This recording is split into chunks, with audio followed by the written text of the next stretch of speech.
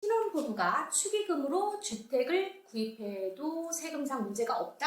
생활비 명목으로 계좌 이체를 하면 증여세 없이 현금을 증여할 수 있다? 교육비로 쓰는 거는 증여세 과세 될까요? 안 돼야 되는 거 아니에요?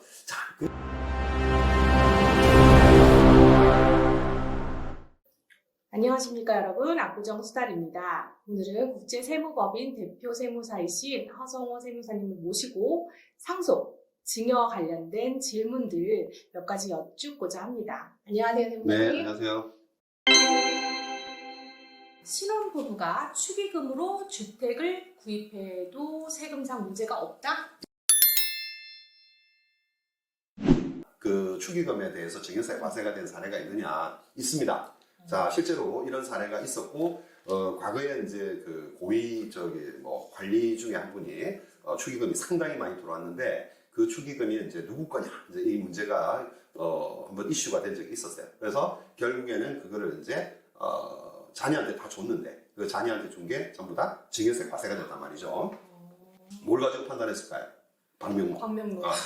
방명록을 보고 판단을 한 거죠. 이제 이게 누구 손님이냐, 이제 이렇게 구분을 하는 거죠. 그래서 이제 이게 혼주한테 귀속되는 거냐, 아니면 결혼 당사자한테 귀속되는 거냐에 따라서 세금 과세 문제가 발생을 하는데, 당사자한테 축의금이 들어오는 거는 뭐 본인이 받는 거니까 상관없겠죠. 원래부터 본인에게 귀속되는 자산이기 때문에 증여세 과세 문제가 안 생긴단 말이죠. 근데 문제는 이제 부모님을 보고 온 손님이 있겠죠. 부모님을 보고 이제 아무래도 이제 부모님의 뭐 사회적 위치가 조금 높으시다 이러면은 축의금 규모가 좀 큽니다. 이제 대부분 다 뭔가를 바라고 오시는 분들이 많기 때문에 막 바라고 오시는 분들이 많기 때문에 그분들이 뭐 축의금을 1,000만 원이나 2,000만 원 이렇게 내시는 분들도 있단 말이죠. 네. 자, 이제 그게 결국에 이제 그 돈을 가지고 자녀한테 이동을 했다, 그 돈이. 그렇게 되면은 증여세 과세 문제가 발생을 할 수밖에 없습니다. 그래서 이제 그 표현을 하건대 우리가 이제 통상적이지 않은 축의금이다 이렇게 이야기를 합니다. 통상적, 물론 뭐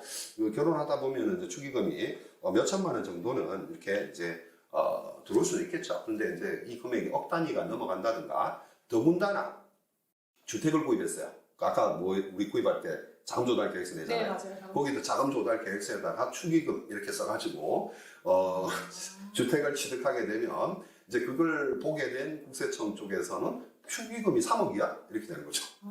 그러면은 이제 제가 그 국세청에 소속된 직원이라 할지라도 축의금이 3억이라는 거는 얘네들 나이가 지금 30대 초반인데 부모 앞으로 들어온 거구나. 그래서 당연히 증여세 과세 문제를 생각할 수밖에 없습니다. 결론을 말씀드리면 상당히 이제 통상적이지 않은 축의금이라는 것은 대부분 다 혼주에게 귀속되는 축의금이다 이렇게 본다는 거죠.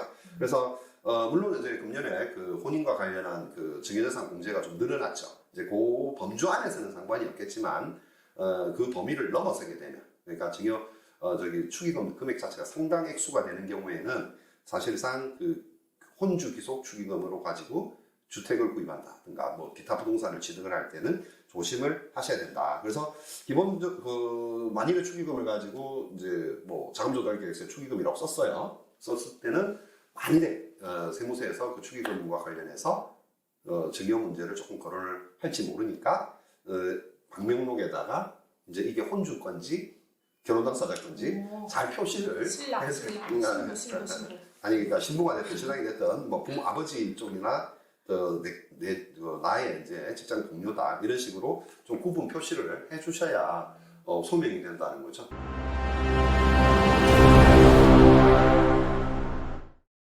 생활비 명목으로 계좌 이체를 하면 증여세 없이 현금을 증여할 수 있다?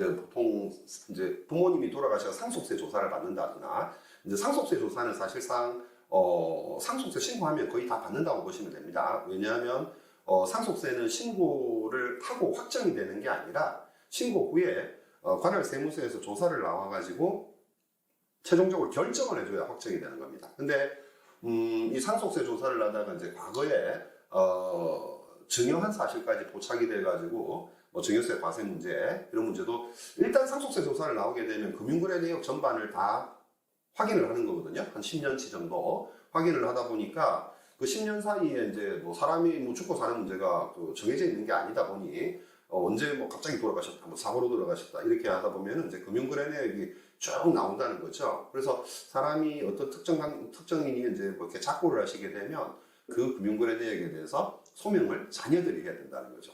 자녀들이 해야 되는데 이제 아버지가 뭐 돈 쓴 내역을 갖다가 자녀들이 다 알 수가 없잖아요. 그렇죠. 그래서 이제 근데 그거는 그 조사받는 일의 사정이고 일단 다 소명을 하라는 거죠. 자, 여기서 질문하신 것처럼 계좌이체 내역을 가지고 이제 보면은 그 옆에다 적요란에다가 생활비 이렇게 써놓으면은 괜찮다 이렇게 보시는 분들이 이제 알고 계신 분들이 있단 말이죠. 물론 일반적인 그 뭐 서민들 같은 경우야 뭐 생활비를 뭐 한 달에 몇 천씩 쓰지는 않지 않습니까? 물론 뭐 사람에 따라서 몇 천 쓸 수도 있겠지만은 이제 근데 국세청 공무원들이 볼 때는 이게 한 달에 생활비가 몇 천씩 이렇게 지출이 됐다는 것에 대해서 정상적으로 볼 수가 없다는 거죠. 그래서 이제 이게 다소 주관적일 수가 있는데 소득이 없는 가족, 그러니까 뭐 배우자가 있고 그 다음에 남편이 있으면은 소득이 없는 가족 배우자에게 생활비를 한 달에 3천만 원씩 송금했어요. 만일에 생활비라고 매달 3천만 원씩. 그럼 1년이면은 3억 6천이죠. 네.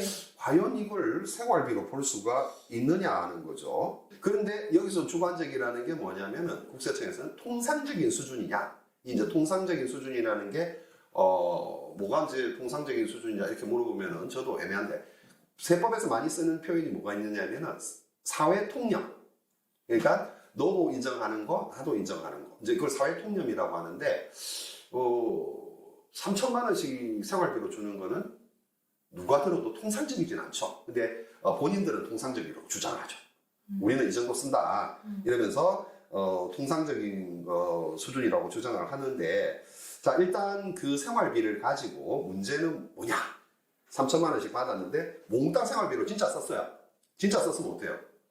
괜찮아요. 입증하면 되지. 진짜 썼으니까, 그죠? 근데 이제 그 돈을 모아가지고 부동산을 샀어요. 그래서 이제 만일에 또 자금 조달 계획서 이야기가 나올 수밖에 없는데, 네. 이제 아내분이 집을 한 채 샀어요. 근데 아내분이 소득이 하나도 없어. 없는데 자금 조달 계획서를 보니까 본인이 예적금을 했다는 거죠. 예적금을 한 걸 가지고 부동산을 구입했다는 거예요. 근데 이제 예적금을 몇 년을 이제 한 달에 남편이 3천만 원씩 생활비를 준 거를 그대로 다 저축을 해가지고 1년에 3억 6천씩 해서 한 5년 모으면 한 18억 정도 되겠죠. 네. 한 20억 정도 되겠죠. 자, 이걸 생활비로 볼 수가 있을까요? 이거는 사실상 증여한 거죠. 배우자한테 증여한 게 되는 겁니다. 물론 뭐 6억 이하까지는 괜찮겠지만은 그걸 그러면은 매달 3천만 원씩 줄 때 이번 달부터 3천만 원씩 줬어요. 3천만 원씩 줬는데 국세청에서 지금 그냥 당장 나오냐? 가만히 일단 봐야 되겠죠. 이렇게 그 세금을 과세하려면 일단 저희들이 쓰는 표현으로 소위 묵혀놔야 되거든요. 그래야 이제 오랜 기간 동안 거래 내역이 누적이 되고 있어야 이제 객관적으로 봤을 때 이게 과세 대상이 된다 이렇게 판단한단 말이죠. 그러니까 결론을 말씀드리면 생활비로 주기는 주는데 그걸 이제 진짜 생활비로 3천만 원을 다 쓴 게 뭐 카드 내역이라든지 뭐 이런 것들 확인이 되면 됩니다. 근데 그게 아니라 그거를 차곡차곡 예적금을 해가지고 갖고 있거나 아니면 그 돈으로 주식을 샀다거나 아니면 부동산을 사면서 자금 조달 계획서에다가 내 예적금을 가지고 했다. 이렇게 되면은 이건 당연히 증여세 과세 문제가 될 수가 있습니다.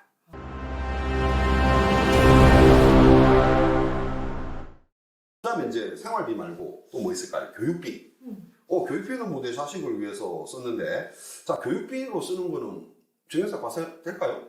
안 돼야 되는 거 아니에요? 자, 그 교육비를 이제 누가 부담했느냐가 문제입니다.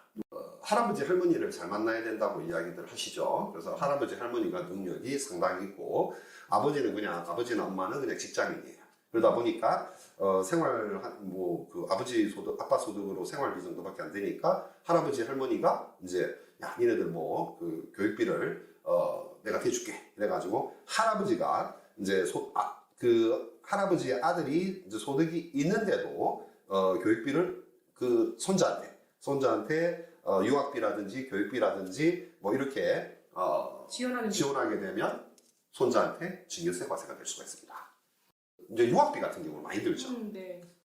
유학비 같은 경우는 많이 드니까 할아버지 할머니가 이제 손자가 뭐 해외에 유학 중이면은 상당한 자금을 지원을 합니다. 뭐 그 소득이 있는 부모는 그냥 국내에서 생활하고 있고 그래서 상당한 자금이 이제 해외로 빠져나가는데 그건 증여세 과세가 될 수 있는 부분입니다. 그래서 뭐 부모가 생존하고 있지 않아가지고 손자한테 지원하는 거야 어쩔 수 없지만 소득이 있는 부모가 있는데 할아버지나 할머니가 손자 손녀에게 교육비나 유학비를 이렇게 지원을 하게 되면 증여세 물론 이제 큰 금액으로 나가겠죠. 그러니까 증여세 과세 문제가 발생할 수 있다. 건너뛰어서 지원을 해주게 되면 세대를 건너서. 예.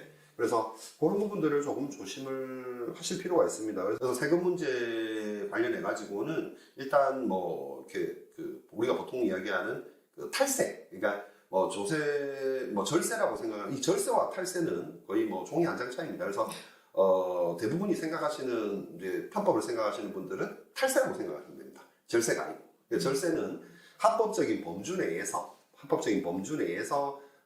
세금을 줄이는 방법을 찾는 게 절세지. 비정상적인 방법의 자금 이동을 한다거나 또는 비정상적인 방법으로 세대를 건너뛴 어떤 교육비라든지 유학비라든지 이런 걸 과도하게 지원한다거나 뭐 이렇게 되게 되면 과세 문제가 발생할 수 있고 그 다음에 정말 요즘에는 그 부동산과 관련해 가지고는 그 자금 조달 계획서 때문에 자금 조달 계획서상에 자금을 어떻게 조달했느냐 이것들이 국세청에서는 상당히 이제 상세하게 이제 구체적으로 파악을 하고 있으니까 거기에 대한 부분은 나중에 어떤 그 세무서에서 소명을 요구하더라도 바로바로 이렇게 증빙 서류를 가지고 소명을 하실 수가 있어야 되고 정상적이지 못하다면 아까 이제 이자 소득을 문다든가 뭐 아까 차용 이야기했는데 이자 소득세도 신고하고 그다음에 원금 이자도 갚아 나가고 그러면 이제 문제는 그럼 이자 계속 갚아 나가면 되겠네 이렇게 생각하실 수는 있지만 원금 상환도 고려하셔야 됩니다. 그래서 원금 상환은 그리고 차용증에 말도 안 되는 차용증을 쓰는 경우가 있거든요. 50년 50년 후에 갚게 그건 차용증이 아닙니다. 그건 증여하겠다는 얘기죠.